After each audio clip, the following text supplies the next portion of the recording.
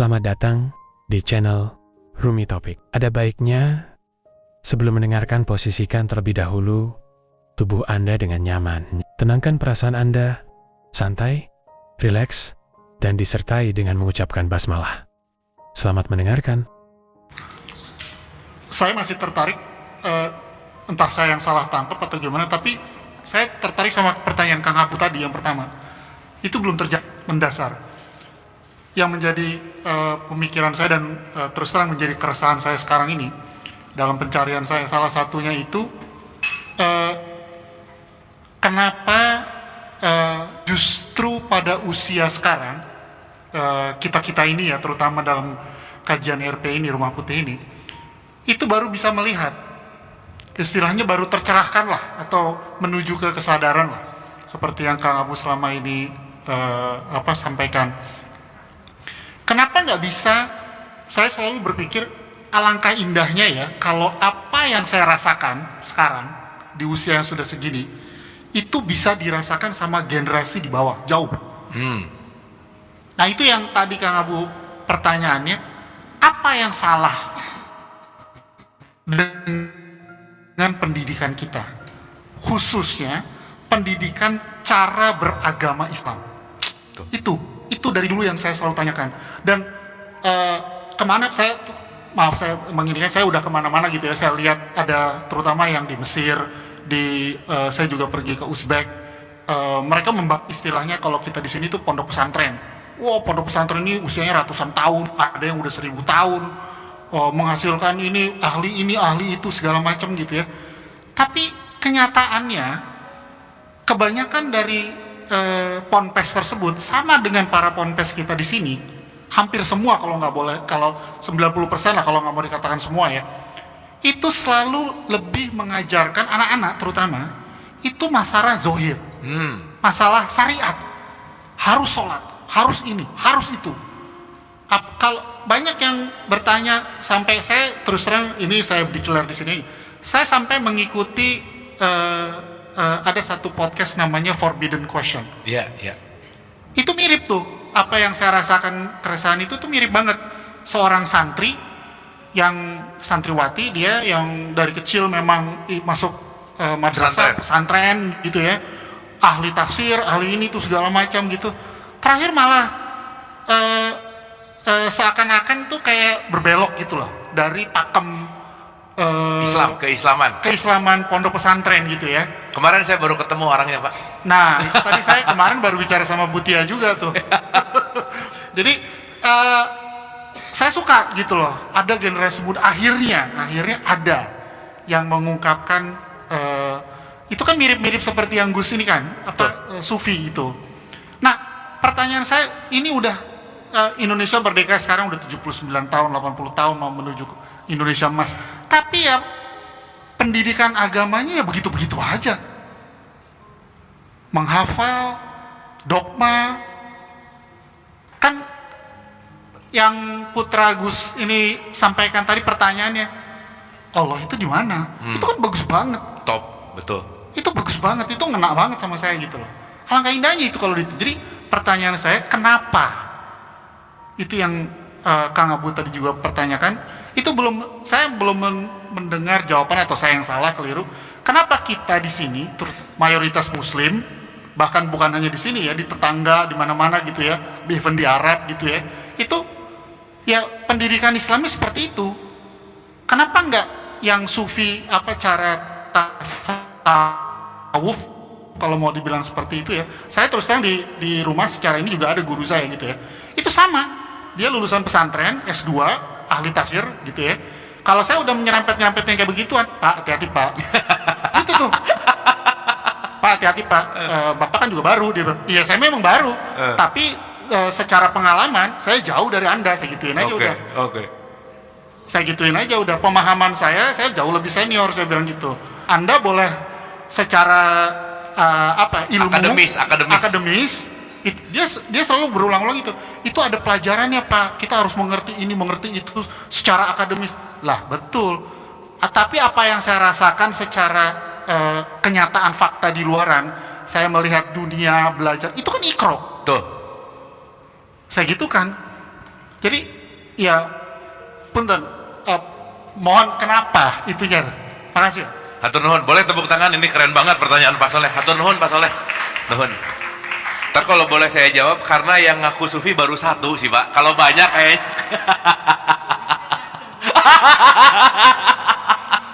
Tenang Pak, sudah ada website sufi.com sudah ada. Sufi.com. Monggo Gus, ini seru Gus. Ini concern kita juga salah satunya adalah ke dunia pendidikan supaya next generation juga kan lebih baik gitu lah Gus. Ya. Monggo, monggo. Sebenarnya tadi saya melipir-melipir untuk berusaha tidak menjawab, tapi karena tagih saya jawab. Ya. Begini Pak, artinya apa? Sekian tahun yang lalu masih bisa nakal, masih bisa belok, masih bisa ini itu. Ya, Allah Maha Baik. Ya, Jangan gitu Gus. saya dengar ini dari muda, saya nggak bisa apa-apa Pak. Ya, saya kehilangan selera dunia. Ya, teman saya ketawa, saya bingung kenapa dia ketawa. Nangis, saya bingung kenapa dia nangis. Ya, dia punya apa, punya bisa. Saya nggak pengen. Saya pengen menjadi seperti mereka, gitu loh. Jadi saya kehilangan masa kecil saya. Ketika ilmu yang seharusnya membutuhkan kedewasaan spiritual, saya belum punya, bahkan kedewasaan emosional pun saya belum. Ya. Jadi urutan usia Kanjeng Nabi umur 12 itu diapain, umur 25 diapain, umur 40 tahun diapain, itu kira-kira bisa buat pijakan. Ya. Bahwa beliau menerima wahyu kenabian umur 40, ya kira-kira belajar tasawuf paling enak itu 40 tahun. Ya. Jangan sebelum itu. Ya. Ya Gusti Allah Maha Baik ya, biar nakal-nakal dulu gitu. Ya. Dan insya Allah ketika sudah dapat jatahnya dengarkan ya Bismillah, moga-moga husnul khotimah ya. Gitu. Itu jawaban menurut saya, karena berdasarkan pengalaman saya menerimanya usia muda, kehilangan banyak selera. Ya. Dan nakalnya terlambat ya.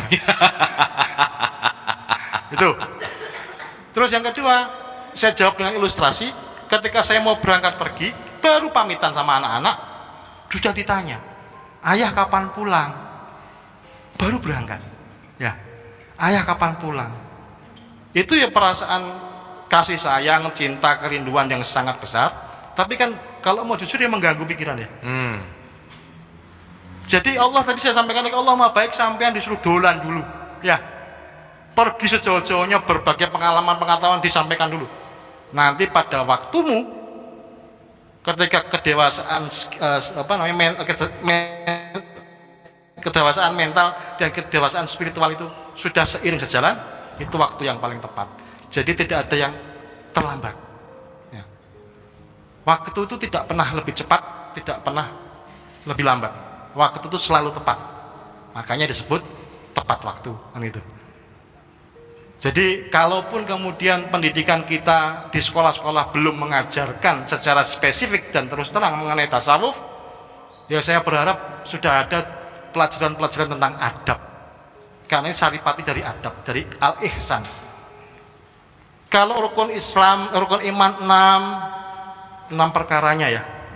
Iya, 6 perkara benar. 5 rukun Islam 5 perkaranya, ini belum apa-apa sudah 11 perkara. Ya. Belum apa-apa itu, Islam itu ruwet banget berarti ya. Rukun iman 6 perkaranya, rukun Islam 5 perkaranya, belum apa-apa sudah 11 perkara. Ya, jadi jangan heran kalau orang Islam banyak berantemnya. Ya. Saripatinya tasawuf itu dari al-ihsan. Saripatinya tasawuf itu dari al-ihsan. Ya, ihsan itu perbuatan baik. Ya. Tapi ada yang kemudian berpendapat bahwa kalau orang baik mah ya tidak penting agamanya apa, ya kan gitu. Al-Maghfurullah Gus Dur juga mengatakan seperti itu, bahwa ketika engkau berbuat baik maka orang tidak akan menanyakan lagi apa agamamu. Oke, that's fine, tapi bukan berarti Allah nggak penting. Ya. Karena kalau rukun iman tidak diletakkan yang paling awal, percaya kepada Allah, nanti kau percaya bahwa kebaikanmu karena kebaikanmu sendiri. Loh, sampean nggak ada loh kebaikan tetap ada. Ya, kebaikan itu dari Allah. Kalau menisbikan, menafikan Allah, menyangka bahwa kebaikan itu berasal dari dirimu sendiri, ya itu juga pakaian kesombongan. Ya, oke. Ini live direkam atau gimana? Wih, harus ada yang dirahasiakan berarti. Dosa paling besar itu menyekutukan Allah. Nggih. Musyrik. Tadi pengajarnya Bapak kan mengatakan tadi ya seperti itu. Hati-hati Pak kan itu. Kira-kira kalau panjenengan nanya, kenapa sih? Pasti beliau akan mengatakan khawatirnya nanti musyrik. Ya. Musyrik itu apa? Menyekutukan Allah. Dosa paling besar. Sekarang saya akan bertanya, siapa yang bisa menyekutukan Allah? Siapa yang bisa? Fir'aun aja gagal, Pak. Ya. Fir'aun aja gagal menyekutukan Allah. Lah apakah kita lebih hebat dari Fir'aun? Loh itu dosa yang paling besar, Gus. Iya. Tapi apakah adanya dosa yang paling besar itu meniadakan kemahaampunannya Allah? Kemahapengampunannya Allah. Ada atau tidak dosa yang tidak bisa atau tidak bisa diampuni Allah? Ada nggak? Jadi Allah bikin kualifikasi dosa yang mustahil kita ini bisa mencapainya. Itu menunjukkan keagungan Allah. Ya, IQ paling tinggi berapa? 100 berapa? 20 lah, 114 lah. Hah? 120 something. 128 kira-kira ya? 180 ya? Saya 160 nggak apa-apa lah Bu. Kurang dikit ya. Anggaplah jenius 200 gitu ya. Terus ada kualifikasi yang super jenius 300. Kan ya nggak bisa kan gitu. Jadi ada kualifikasi dosa. Dosa kecil yang terampuni, dosa sedang mungkin, dosa besar dan seterusnya. Dan ada dosa paling besar. Yaitu dosa menyekutukan Allah. Pertanyaan saya, siapa yang bisa menyekutukan Allah? Ya, Fir'aun aja gagal. Dan bukankah Allah sendiri yang mengatakan la syarikalak? Tidak ada yang bisa menyekutukan Allah.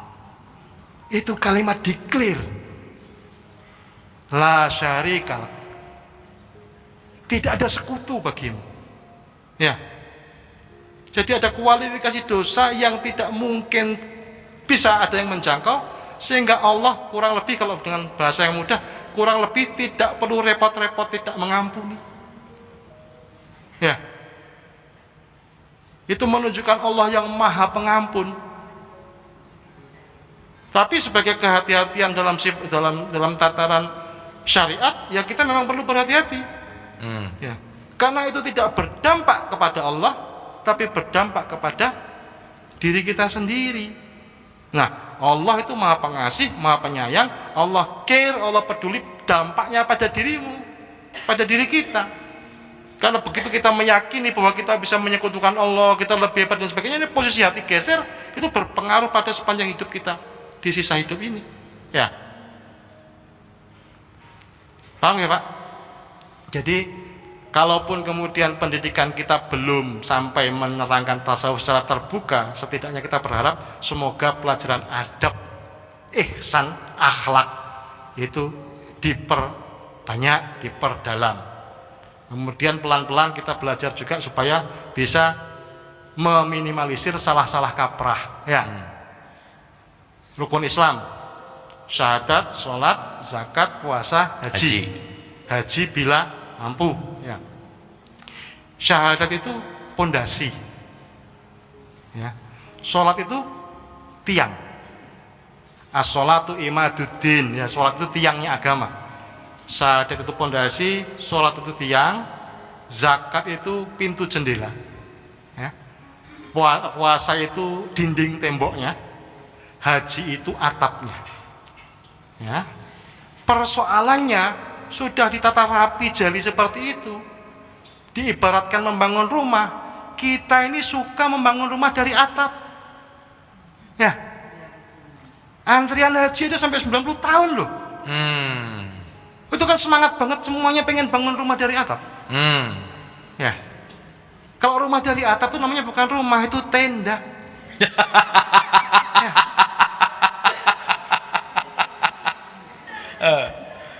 Ada yang bahkan berangkatnya lebih dari satu kali, atapnya sampai berlapis-lapis. Padahal belum tentu urusan syahadat itu beres. Bener. Bener. Ya saya tidak jelaskan karena live nih, nanti kalau dijelaskan sesat semua nanti ya. Tapi balik Gus ke tadi kalau kita ngomongin maaf potong. Kalau kita bicara tentang di akademis figur otoritas atau pemuka-pemuka agama ini, emang seberapa besar sih kalau sepanjang Gus Chan menjadi sufi tentang pemahaman betapa pentingnya sufi ini disampaikan kepada masyarakat gitu? Apakah ada resistensi kah atau ada kepentingan kah atau apa gitu ya sehingga kok nggak nyampe gitu? Kan ceramah-ceramah Jumatan tuh jarang banget ngomongin ini, urusannya halal haram syariat, halal haram. Ya. Jarang lah Gus gitu. Gimana? Ya kalau khotbah Jum'ah memang sudah ini ya, sudah sistemik. Oh baku gitu. Baku mengingatkan pada ketakwaan dan sebagainya. Ya kalau ceramah umum atau ceramah keagamaan ya, mengapa belum tersiarkan secara luas tentang tasawuf? Bagaimana sikap kepala negara? Ya sampai berdoa nanti saya diundang untuk ceramah di Istana Negara. Saya sampaikan nanti. Belum menerima undangan dari Istana Negara, jadi saya belum bisa ngomong. Ya. Tapi bahwa kita layak berprasangka baik pemimpin negara kita mengetahui tentang tasawuf itu boleh lah. Sering kali ketika belum memiliki kesiapan psikologis, kedewasaan mental, itu akan disertai oleh rasa ini Pak, kehilangan selera dunia. Makanya kalangan sufi itu kan dianggap kalangan yang pemalas ya, lebih banyak mengasingkan diri, menyingkir dari keramaian ya, lebih banyak zuhudnya, puasa dan sebagainya. Oleh masyarakat modern yang maju, yang bergerak membangun, itu dianggap sebagai penghalang ya. Karena itu memang sangat bijak kalau kita melihat usia kita dulu ya, usia dewasa psikologis seiring baru belajar tasawuf gitu. Walaupun tidak salah belajar dari muda ya, tidak ada batas usia juga gitu. Karena bukan berarti tua itu kemudian dekat dengan kematian, enggak. Sekarang banyak anak muda yang mati ya. Enggak apa-apa, tenang Bu, saya doakan bahwa Pak panjang umur, biar yang muda-muda saja. Saya tua aja lah ya, jangan cepat-cepat gitu ya. Jadi urusan waktu kali ya Gus ya. Waktu, kalau secara psikologis ya harus seiring dengan perkembangan psikologisnya gitu. Oke. Ya at least kita bisa membangun dari diri, rumah gitu ya, lingkungan terdekat. Anak-anak saya di rumah nggak ada yang saya ajarin ya, tasawuf itu. Karena mereka masih kecil, masih muda, masih menjelang dewasa, khawatirnya kehilangan selera. Karena dahsyat Pak, begitu kita menghadapkan wajah kita kepada Allah dengan sepenuh kerinduan, hilang semua yang lain ya. Nggak ada yang lebih indah daripada Allah Pak ya. Allah itu maha indah dan mencintai keindahan. Ketika kita sudah sampai kekusyukan di wilayah itu, ya mau bagaimanapun kemudian ada efek-efek samping yang dianggap kurang manusiawi oleh manusia ya.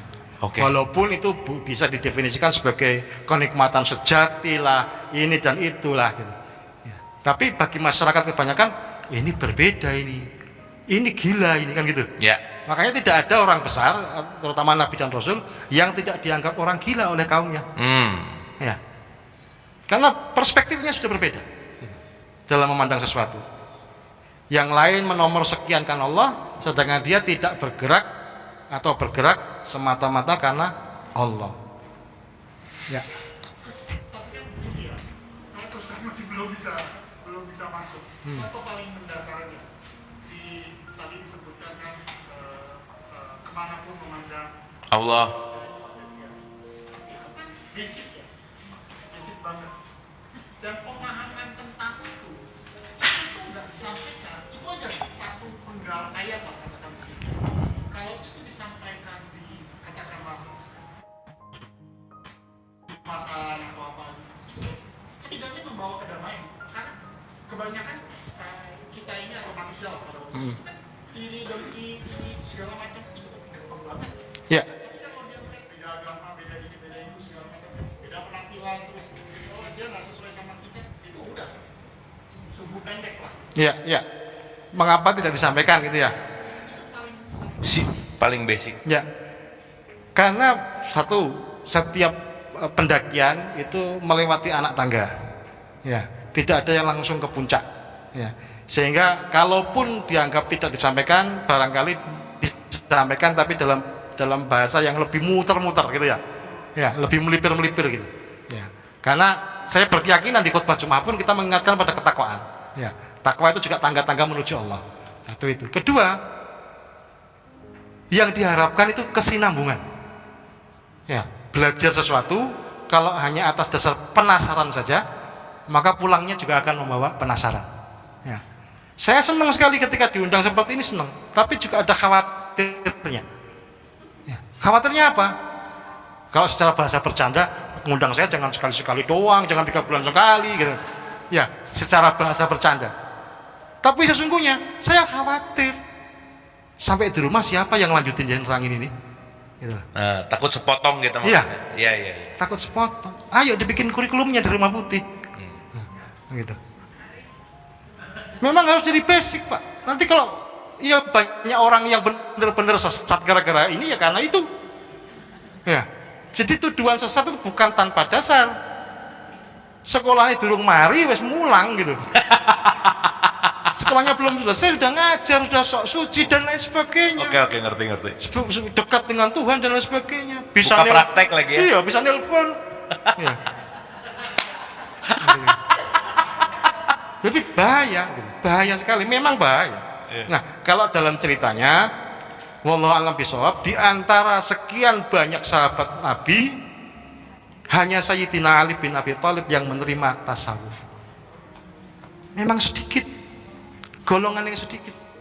Ya. Itu pun disampaikan secara rahasia, tertutup, tidak ada yang tahu. Ya. Kemudian Sayyidina Ali bin Abi Thalib mengajarkan dari sekian banyak sahabat Nabi dan Rasul itu kepada 40 saja. Ya. Sangat sedikit dibanding jumlah sahabat pada waktu itu.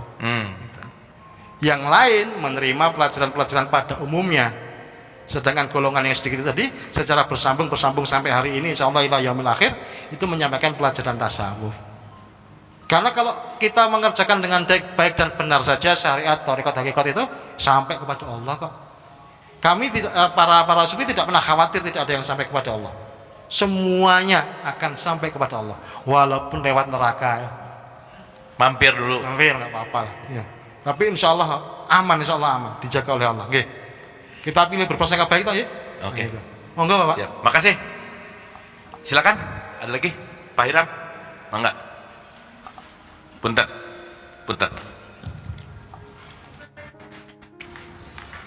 Assalamualaikum warahmatullahi wabarakatuh. Salam.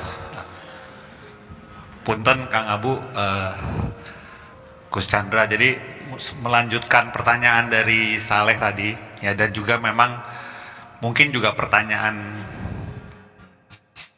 saya selama ini dan juga mungkin beberapa orang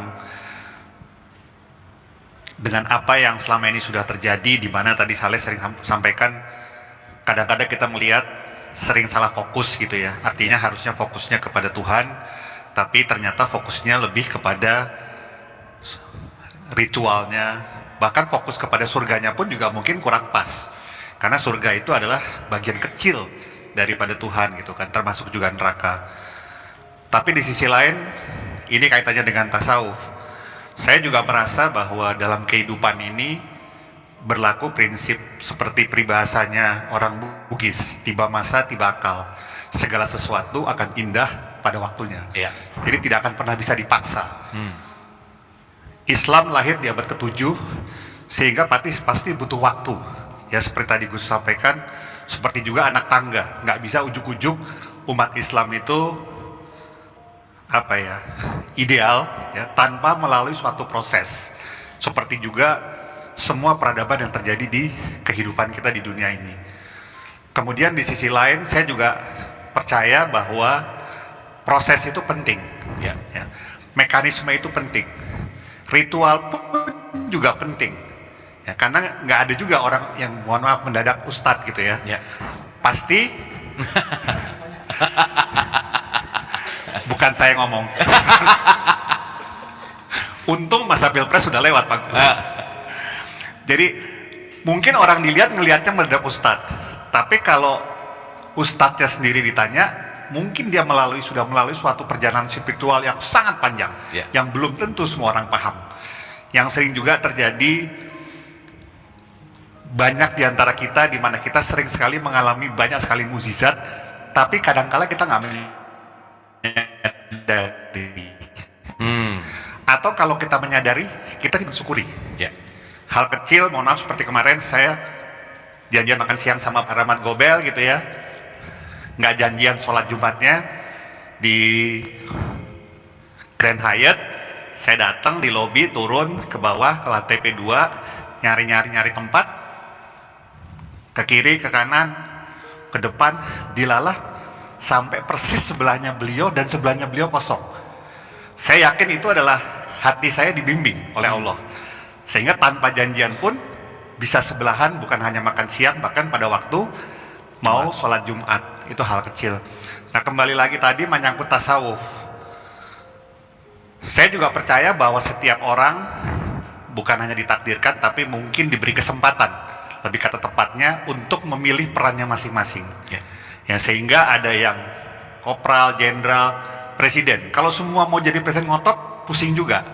Tapi kalau nggak ada yang mau jadi presiden, ya pusing juga. Karena kita kenyataannya memang butuh presiden. Pada kenyataannya kita butuh imam, kita butuh makmum. Nah, yang sering menjadi pertanyaan itu adalah seperti tadi tasawuf, bahwasanya kadangkala ada orang-orang yang memang mungkin dipilih untuk berada pada suatu posisi dalam menjalankan kehidupannya, termasuk beribadah kepada Tuhan. Tapi saya juga percaya bahwa, mohon maaf sekali, terutama kalau kita lihat sekarang masih banyak umat muslim yang secara duniawinya itu masih terpuruk. Dan saya juga masih percaya sekali dengan kata-kata bahwa kemiskinan itu mendekati kufur gitu ya. Sehingga memang ada orang-orang yang tetap terpanggil untuk mampu melakukan perannya, membantu saudara-saudaranya yang masih fakir miskin, agar pertama dia terjauh dari kufur. Yang kedua, insya Allah dengan itu mereka mampu menjadi lebih dekat kepada Tuhannya. Tapi saya sepakat dengan pertanyaan Saleh tadi, bahwa memang tidak mudah dalam kehidupan untuk kita balance. Kalau kita sudah terlalu ritual, kita harus dikembalikan lagi kepada niat awal bahwa tujuannya adalah Tuhan. Tapi juga kadangkala ada saatnya kalau mungkin semua orang itu menjadi sufi, terus yang bisnis siapa ya? Nah, yang mengongkosi siapa gitu kan? Karena ya tadi, ini semua butuh diongkosin. Ya, betul. Mohon maaf, kita baru 2,5% aja udah kusut. Sementara saudara-saudara kita 10%-nya terang-terang aja. Bahkan ada yang 50%. Bagaimana kita 2,5% mohon maaf, mau bersaing dalam tanda petik dengan teman-teman yang 10%, apalagi yang 50%. Nah, jadi pencerahannya ini mohon, mumpung ada dua, ya kalau nggak satu sufi tapi satu temannya sufi. Ya. Untuk tadi jangan sampai kita kehilangan fokus kita kepada Tuhan. Mohon maaf, karena kebetulan saya posisi hari ini adalah pimpinan satu perusahaan gitu ya. Untuk saya kehilangan motivasi saya untuk tetap bekerja keras, insya Allah bisa membantu saudara saya yang hari ini masih belum beruntung dalam kehidupan di duniawinya. Terima kasih. Wassalamualaikum warahmatullahi wabarakatuh. Keren banget Pak, nuhun Pak, keren. Ya. Gus, tadi pas ngomongin diongkosin, kenapa senyum-senyum gitu, Gus? Alhamdulillah. Gus, kita pengen untuk membahas bahwa sufi itu bukan berarti meninggalkan dan menelantarkan dunia gitu. Kita tahu bahwa Ibnu Arabi seorang sufi, tapi kaya banget gitu. Nah, mungkin boleh diceritain, Gus. Ya, tidak kemudian semua sufi atau setiap sufi harus meninggalkan atau tidak menghilangkan kehidupan dunia ya. Tapi ketika kita dihadapkan pada pilihan-pilihan tertentu, ya manusia juga sufi itu. Ya. Ketika menemukan kenikmatan yang lebih nikmat daripada nikmat lainnya, apalagi itu menurut dia adalah kenikmatan sejati, ya otomatis daya magnetisnya itu kan tinggi sekali. Ya. Justru dari situlah saya belajar. Seringkali para guru sufi itu ya mengasingkan diri, menjauh. Makanya kemudian muncul Chandra Malik. Ya, yang ngaku, ya, yang laku, yang diongkosin, ya. Muncul begitu. Muncul apa namanya? pemecah kebekuan. Ya. Karena mau bagaimanapun tetap manusia, tidak menjadikannya malaikat. Kembali kepada pertanyaan Pak Saleh tadi, bisa baru tahu namanya. Dari wajahnya emang Saleh sekali beliau. Ternyata namanya Saleh. Alhamdulillah. Nah, seringkali kita terjebak kepada bergantung sekolah, bergantung pada sekolah. Kenapa kok di pendidikan sekolah tidak ada? Padahal pendidikan tidak harus Sekolah. Yes. ya. Jadi kalaupun di sekolah tidak ada atau belum ada, ya mari diadakan di luar sekolah. Dan itu pertama. Kedua, barangkali yang membuatnya kurang populer atau dipertimbangkan untuk tidak ada di pendidikan dasar adalah pendidikan sekolah kita adalah mau bagaimana praktek, Bapak. Ya. Tidak mudah. Jadi tidak semudah panjenengan menerima dari saya mendengarnya kemudian semuanya beres, ya. Ada suluknya. Ada prakteknya. Ya, ada bahasa mudahnya, ada wiridnya, ada puasanya, ada uzlahnya. Itu kalau dari SD kan susah. Ya. Anak-anak saya aja outing saya sudah khawatir mau piknik itu naik apa? Naik bis, bahaya enggak kan gitu ya? Apalagi ini uzlah, ini apa perilaku-perilaku yang mungkin perlu dibikin kurikulum sufi untuk anak-anak ya. Ya, sufi for beginners mungkin. Ya usulkan ini ngomong disusun kabinetnya. Siap. Menteri Pendidikan Tasawuf gitu ya. Nah, tolong diusulkan. Menteri Pendidikan Tasawuf. Ya. Nah, itu tadi kita jangan mengandalkan sekolah, tapi kalaupun ada kemudian memang diikuti dengan suluk-suluknya, dengan praktek-prakteknya, dan itu tidak mudah. Terus Tapi Gus, tadi dari statementnya Pak Hiram tuh ada statement yang keren bahwa gini, kan kalau kita mengacu kepada Nabi Muhammad itu kan selalu yang sangat menekan itu adalah hoirun nas anfa'uhum linas, betul nggak Gus? Ya. Yang paling terbaik adalah yang bermanfaat, betul nggak? Ya. Jadi mau belajar sufi lewat let's say kitab, mau lewat apa, tapi kan tetap endingnya itu adalah kebermanfaatan. Ya. Jadi pun sebagai seorang pemimpin perusahaan yang bermanfaat, itu kok lifestyle-nya lifestyle sufi banget, betul? sufistik ya. Sufistik, kan? Sufistik. Jadi ada banyak cara untuk mendekati tasawuf ya. Bisa dengan belajar secara pengetahuan, atau bisa dengan mendekati seorang sufi dan kemudian mengabdi kepadanya dan meneladani perilaku-perilakunya. Bisa seperti itu. Atau yang paling enak ya banyak sekali petunjuk yang tersebar di situ adalah menjalankan sunnah Rasul. Ya. Sikap-sikap baik beliau, sifat-sifat baik beliau. Ya. Seperti beliau itu bukan tidak kaya loh, sangat kaya kan Kanjeng Nabi Muhammad SAW itu. Tapi memilih sikap hidup sederhana, ya, zuhud. Nah, itu kan susah bagi orang kaya. Ya. Ketika sudah bisa tidur di kasur empuk dengan sangat nikmat, pakai AC, ya, tapi kemudian memilih tidur seadanya di bawah sumuk dan sebagainya susah. Ya. Itu nilai-nilai tasawuf seperti itu. Jangan sampai dunia itu membuat kamu lupa diri kan gitu. Seringkali orang menyalahkan dunia. Ya. Dunia itu mau seburuk apapun adalah batu loncatan ke akhirat. Kalau tidak ada dunia, ya bagaimana kita akan meloncat ke akhirat? Jangan salahkan dunianya, tapi tinjau ulang, mawas diri terhadap perilakumu sendiri terhadap dunia. Yang klasik lah kita mengatakan bahwa api bisa untuk membakar, sekaligus bisa untuk menyalakan kompor untuk memasak, ya. Pisau bisa untuk membunuh, mohon maaf, tapi bisa juga untuk ngerajang, untuk masak, ya. Dunia bisa digunakan untuk kebaikan, sebagaimana pula dunia bisa dipakai untuk keburukan. Tapi itu bukan salah apinya, bukan salah pisaunya, bukan salah dunianya. Ya. Tetapi dunia itu godaannya luar biasa, Gus. Mau saya ajari cara menghilangkan tempat ini seketika. Ini saya belum ngajari kemana-mana loh. Ini David Copperfield aja belum bisa. Ini lampu, ruangan, meja, kursi, so hilang semua. Mau nggak? Mau ya? Ikuti saya dalam hitungan 3 ya. 1, 2, 3, merem. Abu Marlo mana ya? Nggak kelihatan semua. Ya. Persoalannya kita nggak mau merem, sehingga kelihatan semua, godaan-godaan kelihatan semua. Padahal menghilangkannya itu semudah memejamkan mata. Oke. Semudah ini saja loh. Padahal rumah ini harganya miliaran, dibangun secara sangat detail bagus, arsiteknya siapa tadi Pak arsiteknya? bapak sendiri ya, kemudian tukangnya banyak dan lain sebagainya. Karya lain, karya luhur manusia kalah lu sama karyanya Allah, ya. Kalah lu sama kelopak matamu sendiri. Ini bisa hilang seketika hanya gara-gara merem. Persoalannya kita nggak mau merem. Kita malah belalak-belalak nyawang ya, memilih godaan ya. Sufi itu seperti itulah kurang lebih ya. Ya tidak hanya sufi, orang-orang muslim, orang-orang yang taat kepada Allah, dia pandai memilih kapan melek, kapan merem. Oke. Nice. Ya, itu tidak hanya sholat, tapi selalu dalam keadaan sholat. Itu tidak hanya meditasi, tapi selalu dalam keadaan meditatif. Gitu. Itu sikap-sikap hidup yang baik menurut ajaran tasawuf. Ya.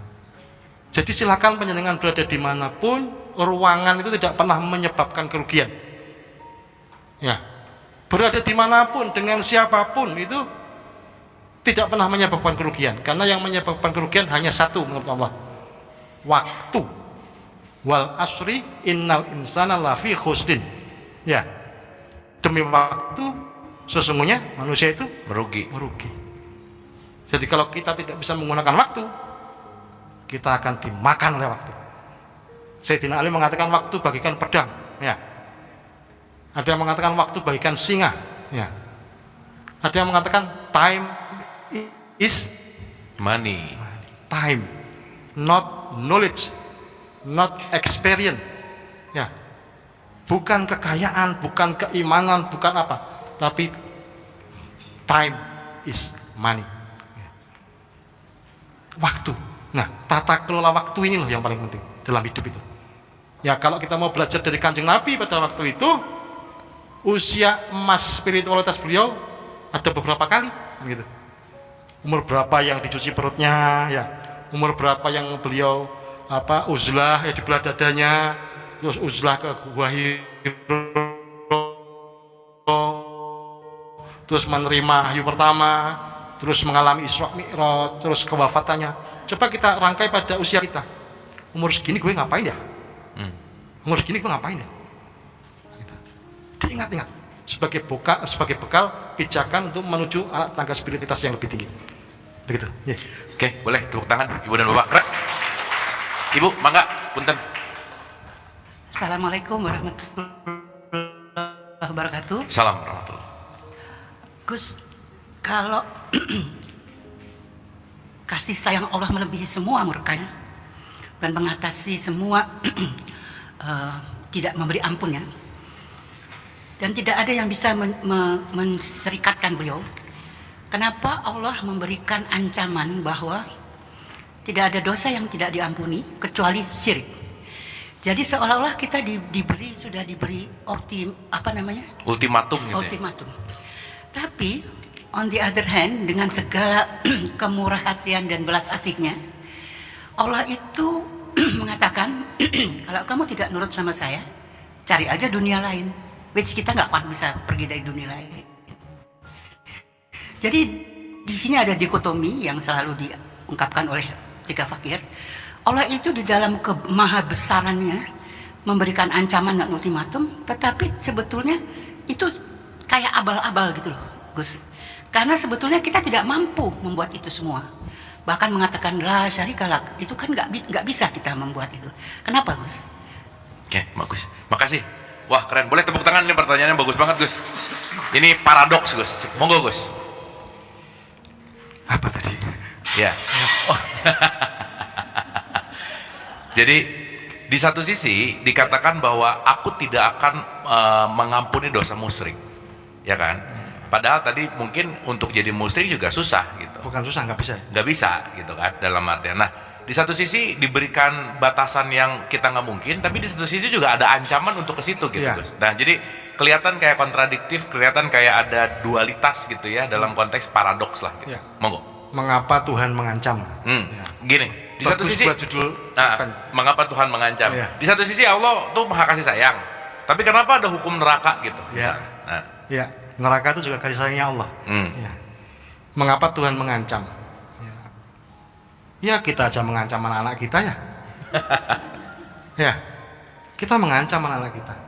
Karena itu bagian dari pendidikan. Ya, pendidikan dan pengajaran tidak bisa dipisahkan. Ya. Apa bedanya Departemen Pendidikan dan Pengajaran, apa kebaliknya? P dan K itu apa? Pendidikan dan kebudayaan. Kalau sehari-hari itu pendidikan dan pengajaran atau pengajaran dan pendidikan, mana duluan? Nggak tahu ya? Nggak ada? Ya, di dalam fungsi guru itu ada pendidikan dan pengajaran. Ya, pendidikan itu dengan lembut, pengajaran itu dengan keras. Ya, lembut itu nanti-nanti, seperti orang bikin rumah ini, ketika dia mulai ngelus-ngelus gitu, itu nanti di tahap finishing. Ya. Tapi sebelumnya dia akan memecah batu, dia akan mengolah semen dan lain sebagainya, keras. Bahkan namploknya juga kira-kira melempar gitu, plok gitu ya, keras. Apa namanya? Ngelepo ya, keras. Nanti ngelus-ngelusnya akhir. Jadi itu untuk menguatkan hati kita, menguatkan pondasi kita, butuh sesuatu yang sifatnya memang keras, bukan keji, bukan ini ya, bukan ini loh yang kadang-kadang kita lupa, bahwa di dalam kasih sayang juga terkandung tega. Ya, di dalam kasih sayang juga terkandung tega. Saya hakul yakin ibu-ibu tidak akan membantah kalau anak-anak atas nama kasih sayang dari kecil kita gendong terus kasih sayang. Jangan diturunin lah, kasihan nanti dia kepleset, nanti dia terluka, nanti dia sakit. Apa yang terjadi? Kakinya akan mengecil, lama-lama melumpuh dan tidak bisa jalan. Manusia harus mengalami jatuh, terluka, sakit, kemudian kita didik supaya bangkit lagi. Ya, harus mengalami itu. Berarti di dalam kasih sayang terkandung tega. Tapi teganya itu bukan tega yang negatif, melainkan positif kasih sayang itu sendiri. Tuhan juga seperti itu, Allah juga seperti itu. Nah, maksudnya ancamannya Allah, ancaman yang seperti apa? Ya kasih sayang itu. Ya, jangan lewat sana loh ya, sana jurang, jatuh kamu nanti begini-begini itu sebenarnya bukan ngancam. Ya, itu early warning system. Early warning system. Jangan ke sana ada rel kereta, nanti ada kereta lewat ketabrak. Tapi karena kita makhluk yang menyukai kebebasan barangkali ya, kemudian semuanya dianggap sebagai ancaman. Nah, Allah itu paling tidak suka kepada manusia, pada makhluk yang melampaui batas. Maka Allah bikin batas-batasnya supaya apa? Supaya tidak dilampaui. Begitu melampaui batas, diancam atau tidak diancam, pasti terkena potensi bahaya. Lebih baik diancam, kemudian kita menjadi ingat, menjadi sadar, sehingga tidak melampaui batasan itu. Maksudnya baik. Ya, bahwa ada dalam hadis qudsi juga disampaikan, rahmatku melampaui kemurkaanku. Itu satu hal yang lega. Tapi yang kedua, jangan lupa loh, kemurkaannya tetap ada. Ya. Rahmatku melampaui kemurkaanku, ini tidak meniadakan kemurkaannya. Declare-nya adalah kemurkaannya terlampaui oleh rahmatnya, tapi murkanya tetap ada. Nah, ini salah satu yang perlu kita tahu juga. Penting untuk mengetahui apa yang disukai oleh kekasihmu. Tapi jauh lebih penting untuk mengetahui, karena yang tidak disukai itu dekat dengan kemarahan, dan kemarahan itu kemurkaan. Ya walaupun sudah sepuh, tapi kan semangat cintanya masih membara atau masih menyala loh. Ya, penting untuk mengetahui apa yang disukai oleh kekasihmu. Tapi jauh lebih penting untuk mengetahui apa yang tidak disukai oleh kekasihmu. Karena yang tidak disukai itu dekat dengan kemarahan, dan kemarahan dekat dengan kemurkaan. Ya. Itu kalau kita sudah memperlakukan Allah, sudah asyik masuk, sudah mencintai dan dicintai. Ya. Dalam hubungan sesama manusia juga begitu kok. Itu terjadi kok sepanjang umur pernikahan ya. Bu, makan apa? Terserah. Waduh, susah itu kalau sudah terserah ya. Soto, males Loh, katanya terserah. Nasi goreng sebutkan semua menu salah semua. Lebih penting untuk tahu yang tidak disukai ya, karena itu yang tidak disukai dekat dengan kemarahan, dan kemarahan dekat dengan kemurkaan ya. Istimewanya Allah itu, masing-masing dari kita insya Allah punya hubungan pribadi, punya kedekatan tertentu ya dengan Allah, dan itu berarti kita sebenarnya masing-masing punya pintu untuk masuk kepada Allah ya. Walaupun panjenengan punya ustadz, punya guru, punya kiai, punya pengajar, bukan berarti harus masuk lewat pintu-pintu beliau. Temukan pintumu sendiri, masuklah ya. Surga sangat luas ya. Sangat luas untuk dimasuki dari pintu manapun ya. Ada kok pintu bagi para pendosa, juga ada ya. Allah maha baik. Allah tidak berharap makhluknya itu akan melampaui batas kemudian menabrak yang diancamkan. Karena Allah itu maha kasih dan maha sayang ya. Jadi jangan luntur semangatnya walaupun sudah usia kemudian merasa terlambat, tidak ya, sama sekali tidak. Mulai aja dari sekarang, yang panjenengan merasa itu baik, benar, dan cocok. Ini yang kadang-kadang kita lupa. Silakan panjenengan punya guru banyak, belajar dari manapun, tapi yang paling penting, iki cocok karo aku ya. Yang nggak cocok jangan diambil, Pak. Walaupun itu yang mengatakan Chandra Malik, jangan diambil kalau nggak cocok ya. Sebanyak apapun uang kita masuk ke toko, ya kira-kira ya jarang lah ya yang beli sak tokonya ya. Pasti kita akan memilih baik itu bagus atau apa, tapi yang cocok ya, yang cocok di badan. Jangan mengukur baju dengan badan orang ya. Ukur sendiri. Orang naik gunung kalau pemula pendaki, semua dibeli, Pak ya. Karirnya lah, tenda apa semua dibeli. Sampai di base camp itu belum naik, sudah keberatan nggak jadi naik, akhirnya cuman mie godok. Ya. Lama-lama dia akan menanggalkan, ini nggak penting ya, ini nggak penting ya. Oke. Itu Keren. menanggalkan diri dari kemelekatan ya. Loh, ternyata kok ini pakai sandal jepit doang, pakai celana pendek, cuman bawa Aqua 1 kok bisa naik turun, apa rahasianya gitu. Yang tadinya kita sediakan kita akan tanggalkan. Ini nggak penting, ini nggak penting. Kita nanya, Mas kok bisa? Ini tentang cara mengenal alam, Dek ya. Beradaptasi, Dek ya. Ini itu ya. Ternyata ini tasawufnya kan gitu. Itu by entertain ya. Begitu, terima kasih waktunya. Terima kasih, Gus. Kayaknya ini pertanyaan terakhir ya, Ibu Bapak. Oh, ada satu lagi, mangga, Pak. Punten. Terima kasih. Benar-benar singkat saja sih sebenarnya. Nama saya Purwanto, saya udah kategori manula ya. Kelihatan dari penampakannya. Jadi di umur-umur ini saya itu ada kemudian timbul pertanyaan. Maaf nih kalau pertanyaannya idiot gitu. Di setiap perhelatan ulang tahun atau ucapan itu selalu yang diucapkan adalah semoga panjang umur. Semoga panjang umur.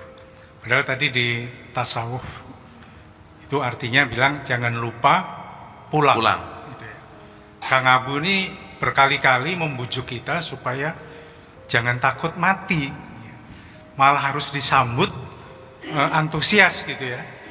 Nah, bujukan itu kayaknya gagal total gitu. Karena tetap Duluan gitu ya.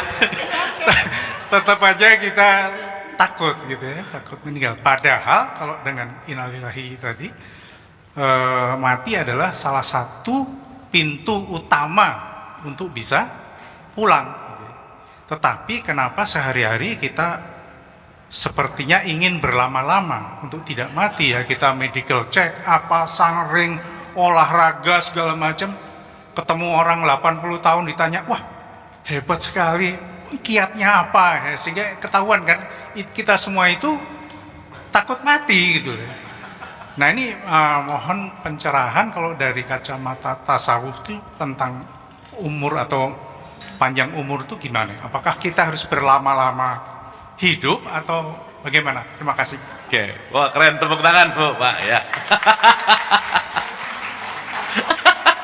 Ya, semua tergantung yang cocok ya Gus ya. Pernah di suatu pengajian saya membukanya dengan begini, semoga semuanya masuk surga, amin. Siapa yang pengen masuk surga angkat tangan, angkat tangan semua. Siapa yang mau berangkat sekarang, turun semua. Ya nggak sekarang Gus gitu. Ya satu-satunya yang pasti di antara ketidakpastian adalah pasti mati. Ya, itu nggak usah ditunggu, datang sendiri. Ya. Dan syaratnya mati apa? Syaratnya mati ternyata bukan usia, ya, bukan tua. Jadi tenang aja Pak. Yang muda-muda biar duluan. Ya. Bukan tua, bukan sakit, tapi sudah waktunya. Itu aja. Kembali ke waktu. Sudah waktunya. Believe it or not, saya beberapa kali ketemu dengan orang-orang di usia di atas 100. Ya. Karena itu salah satu suluk kami orang-orang sufi itu untuk menjelaskan kemana-mana untuk ketemu dengan guru-guru rohani. Silakan tidak percaya tidak apa-apa. Yang 300 pun ada. Ya. Iya. Sampean pengen doa panjang umur, saya kasih nanti doa panjang umur. Ini doa yang sangat populer, banyak kiai juga mengijazahkannya. Membaca 2 ayat terakhir surat Taubah. Laqad ja'akum rasulun min anfusikum azizun 'alaihi ma anittum harisun 'alaikum bil mu'minina raufur rahim fa in tawallu faqul hasbiyallahu la ilaha illa huwa 'alaihi tawakkaltu wa huwa rabbul arsyil azim. Ya, surat Taubah, 2 ayat terakhir surat Taubah. Jadi kalau benar-benar takut Pak, baca ayat itu. Ya. Itu kata kiai kami yang di Banyumas itu sampai malaikat itu seolah-olah lupa nyebut nyawa gitu. Ada. Ya, itu yang paling populer, 2 ayat terakhir surat Taubah. Loh, saya juga membaca karena saya juga nggak buru-buru pengen mati, Pak. Biarkan aja beliau juga nggak masalah. Saya juga bisa jadi moderator juga bisa, pembicara bisa. Ya. Iya benar sih. Benar sih. Ya. Jadi syaratnya itu bukan tua, bukan sakit, enggak. Ada yang sakit-sakitan, enggak mati-mati. Ya, ada yang sehat walafiat mati. Ya. Saya pernah diundang di Surabaya. Kalau nggak salah Ramadan, pengajian Ramadan gitu sebelum buka puasa di Yayasan Kanker di Surabaya. Pengasuhnya mengatakan, Gus, silahkan ngomong apapun tapi jangan ngomong satu hal. Apa itu? Mati. Waduh, ini fak saya bilang gitu. Saya mau ngomong apa ini kalau nggak boleh ngomong soal mati? Ya. Menit pertama saya langsung ngomong mati. Terus saya bingung soalnya mau ngomong apa. Bapak Ibu, Assalamualaikum, sehat. Gitu, padahal orang sakit semua. Basa-basi ya. Sehat, alhamdulillah. Sudah berapa lama? 3 bulan, terus sampai 8. Begitu. Alhamdulillah nggak mati-mati sampai gitu. Itu pemilik yayasan kaget gitu. Waduh, salah ngundang orang gitu. Ya. Alhamdulillah nggak mati-mati. Serius, demi Allah saya mengatakan itu. Ibu-ibu, bapak-bapak, seminggu yang lalu ibu saya mati. Saya bilang gitu. Seminggu yang lalu ibu saya mati. Ya nggak sakit, ya nggak kenapa-kenapa, mati. Jadi yang tadinya kaget, jadi terus terenyuh gitu ya. Mati. Lah sampai sudah 3 bulan, sudah 8 tahun, sudah 12 tahun, nggak mati-mati. Karena syarat sah mati bukan karena sakit. Karena waktunya mati. Kalau belum waktunya ya nggak bakal mati, Bu, tenang aja. Itu banyak yang suka ceramah saya itu. Ya. Sampai kemudian oleh pemilik yayasan, pengelola ya, saya diajak ke kamar-kamar yang pasien yang nggak bisa datang. Diminta untuk memberi semangat, ya gitu. Tenang Pak, kalau belum waktunya tidak. Ya. Tapi kemudian ada pertanyaan, Lah pintunya menuju akhirat atau bahkan lebih dahsyat dari itu adalah pintunya menuju Allah adalah kematian. Ya, betul. Makanya dimasukkan ke kurikulum sekolah susah, Pak. Tasawuf itu, Pak. Ya. Karena harus mempraktekkan mutu qabla anta mutu. Matilah sebelum datangnya kematian. Ya. Susah, bikin kurikulumnya susah. Tapi saya siap menerima tantangan kalau ada susunan kabinet Ya. menteri gitu. Memasukkan itu. Suluknya tidak ringan gitu. Ya. Praktek-prakteknya akan membuat kita mau tidak mau kehilangan selera pada hal-hal yang sifatnya duniawi. Karena mendekati pintu kematian. Nah, kematian itu ada setidaknya 2 jenis. Yang pertama kematian sukarela, yang kedua kematian terpaksa. Yang terpaksa dulu. Yang terpaksa itu percaya nggak percaya, suka nggak suka, siap nggak siap, lek waya wes mati yo, kan gitu ya. Saya baru kayanya ini, mati. Ya. Padahal Saya baru kaya ya. Baru kaya, baru pintar-pintarnya nih, mati. Ya. Itu terpaksa. Kematian terpaksa itu kematian yang diambilkan. Siapa yang mengambilkan? Malaikat maut. Ya, kullu nafsin dha'iqatul maut tadi diambilkan. Kenapa kok diambilkan? Karena kamu nggak mau ngambil sendiri. Ya, yang ngambil sendiri tadi kematian yang sukarela. Ya, maksudnya bagaimana? Ya tadi mempraktekkan mutu qabla anta mutu. Matilah engkau sebelum datangnya kematian. Cara ngambilnya gimana ngambil sendiri? Itulah penting yang undang Chandra Malik lagi. Oke. Ya. Lo dari tadi masih promo ini, masih promo, pelajarannya nanti. Ya, praktek untuk mengambil kematian kita sendiri. Ya. Tapi di antara manusia yang sekian miliar ini ada satu manusia yang masuk surga tanpa melewati pintu kematian. Namanya Nabi Idris alaihissalam. Ya. Ditemui malaikat, kemudian diajak singkat cerita untuk meninjau surga dan neraka. Nah, kemudian ketika masuk surga, sudah waktunya pulang lagi ke dunia, dia meninggalkan terompahannya, sandalnya. Ini taktik beliau. Ya, begitu keluar, sandal saya ketinggalan. Gitu. Begitu masuk lagi, nggak mau keluar. Salah ya. Ya. Dulu harusnya sendal tinggalin. Iya. Oke, boleh tepuk tangan Ibu dan Bapak, hatur nuhun. Baik, ya Ibu. Oh iya. Assalamualaikum warahmatullahi wabarakatuh. Gus, dikatakan bahwa kalau murid siap, maka guru akan datang. Pertanyaan saya, apakah betul dari tasawuf apabila muridnya sudah sampai atau sudah siap, gurunya akan meninggalkan? Itu saya selalu bertanya. Ya, makasih Bu. Monggo Gus, sekalian final statement. Ya. Sesungguhnya setiap perjalanan sudah ditentukan di mana halte-haltenya. Ketika kita berdiri di halte itu, maka secara otomatis bis akan datang ke halte itu. Berbeda persoalannya kalau kita tidak berdiri di halte itu dan atas nama mencari-cari bis, belum tentu ketemu dengan bis itu. Apalagi kalau kita berdiri di rute yang bukan trayek bis itu. Ya. Maka ketika murid siap, otomatis guru akan datang. Itu wisdom quote yang benar. Namun demikian juga sebaliknya, ketika murid siap, guru akan pergi. Karena berbeda dengan sifat keguruan lainnya, guru di bidang tasawuf disebut mursyid, itu sikap dan sifatnya adalah mengantarkan sampai ke pintu gerbang kemerdekaan. Jadi kalau pertanyaan tadi pemimpin negara apakah tahu? Loh, pembukaan undang-undang itu loh sofistik sekali. Ya. Hanya mengantarkan sampai ke pintu gerbang kemerdekaan, sampai ke gerbang Sidratul Muntaha. Nah, murid itulah yang harus masuk sendiri dan menemukan pengalaman-pengalamannya sendiri, memandang Tuhan dengan penglihatan yang dikehendaki oleh Tuhan, bukan dengan penglihatan gurunya.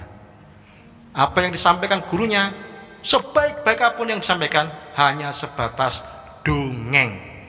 Ya, kita harus mengalami sendiri. Dengan begitu kita akan mencapai ma'rifatullah. Ma'rifat dalam bahasa Jawa disebutnya meripat. Ya, meripat itu ma'rifat. Ya, maka harus memandang sendiri. Kalau belum memandang sendiri, kita belum bisa mencapai seeing is believing. Oke? Terima kasih atas waktunya. Mohon maaf atas segala kesalahan. Wallahul muwaffiq ala aqwamit thoriq. Wassalamualaikum warahmatullahi wabarakatuh. Waalaikumsalam. Sekali lagi boleh tepuk tangan buat Gus Chan. Gus, matur suwun sangat. Hari ini kita banyak refresh, banyak nutrisi, dan Ibu dan Bapak terima kasih atas kebersamaannya. Dapat sesuatu Ibu Bapak? Dapat ya? Alhamdulillah ya. Oke, Gus Chan emang sengaja ngasih kode supaya diundang lagi sih ya. Insya Allah kita nanti akan bikin serial berikutnya. Baik, ya Insya Allah begitu. Ibu Bapak kita tutup acara ini kita dengan hening bersama. Kita doa sebentar sebelum kita nanti foto. Dan Alhamdulillah kita terus bersyukur, kita diberikan kesempatan untuk terus belajar dan terus berkesadaran. Yang saya rasa tidak ada nikmat yang tidak bisa kita selalu syukuri. Dan semoga setiap saat dan dimanapun kapanpun kita selalu mensyukuri terhadap semua nikmat-nikmat yang tidak pernah dihinggakan. Al-Hadiniyah, Al-Fatihah. A'udzubillahi minasyaitonirrajim. Iyyaka na'budu wa iyyaka nasta'in ihdinas siratal mustaqim.